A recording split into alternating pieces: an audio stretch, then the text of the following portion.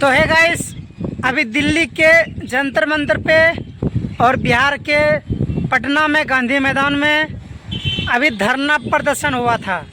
किसके लिए हुआ था? पेपर लीक के लिए हुआ था, जो कि यूपी बिहार मतलब ऑल इंडिया का जितना स्टूडेंट लोग है वो सब धरना दिया था कि पेपर लीक हुआ है।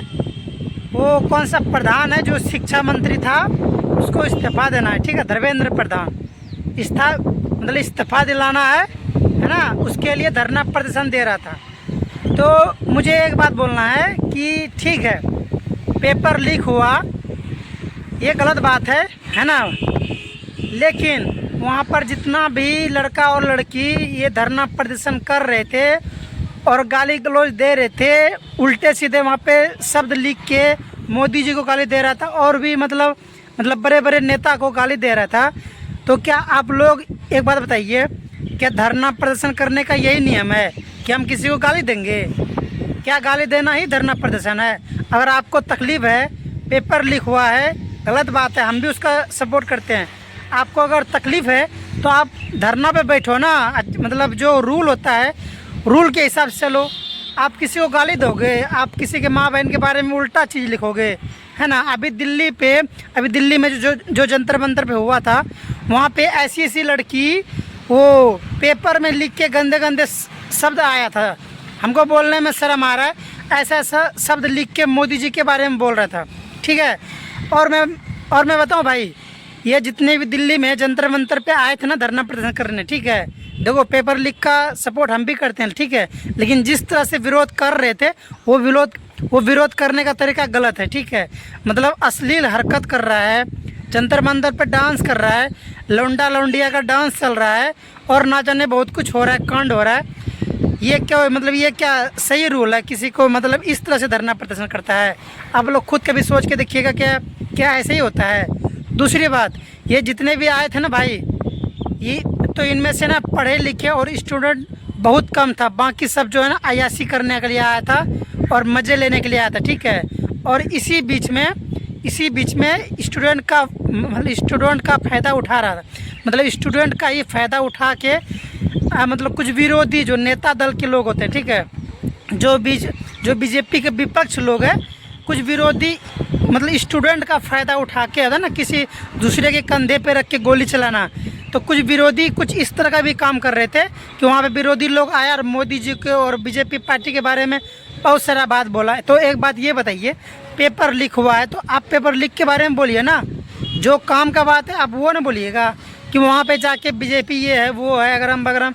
पार्टी का बात यहाँ मतलब होता है ना, पार्टी का बात यहाँ पे कहाँ से आ गया? पेपर लीक हुआ था, आप उसके बारे में बोलिए, है ना। तो वही सब बात है।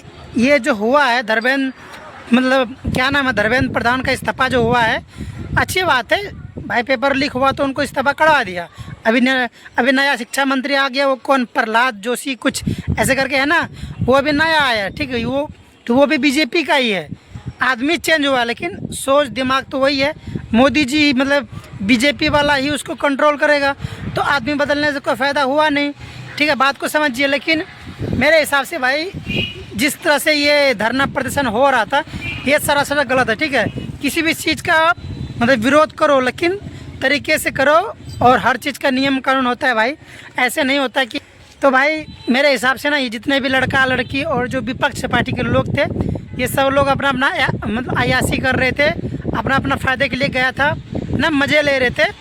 धरना प्रदर्शन इसको नहीं बोलते। ठीक है, और जो सही में स्टूडेंट है वो उनको दुख हुआ होगा पेपर लीक से और वो गए भी होंगे, तो अच्छी बात है। उनका मतलब इस तरह से नहीं था, लेकिन जो हरकत लड़का लड़की कर रहा था ना भाई, मुझे नहीं लगता कि वो अच्छे घर से आए होंगे। जो लड़की हो के गलत शब्द बोल रहे थे, है ना, गाली वाली दे रहे थे, पेपर में लिख रहे थे, भाई मुझे नहीं लग रहा है वो अच्छे घर से होंगे लड़कियां। ठीक है, जितना भी दिल्ली का जंतर मंतर का वीडियो देख लो आप, वहाँ का जो लड़की हरकत कर रही है ना भाई, उसके सामने लड़का भी फेल है। ठीक है, हम लोग लड़का हैं, आज तक कभी उस तरह से सोचे भी नहीं होंगे कि पब्लिक में जाके ऐसे करेंगे। ठीक है, लेकिन वो दिल्ली की लड़की भाई, दिल्ली की लड़की है ना, कोई संस्कार नहीं है। तो भाई उम्मीद करते हैं कि जो अपना भारत का देश का जो युवा है वो गलत रास्ते पे जा रहा है। ठीक है, बाकी भाई हम तो उसको सुधार नहीं सकते हैं, सबका अपना अपना ज़िंदगी जीने का, लेकिन संस्कार वो अपने ऊपर है कि भाई उसका कि उसके परिवार का संस्कार कैसा है, वही संस्कार उसके बच्चे में भी आएगा। ठीक है, तो उम्मीद करते हैं आप लोग समझ गए होंगे। और आप लोग इसके बारे में क्या सोचते हो, आप लोग अपनी राय कमेंट में दीजिएगा। ठीक है गाइस, तो मिलते हैं अगले वीडियो में किसी और कहानी के साथ में। अभी तक के लिए बाय बाय।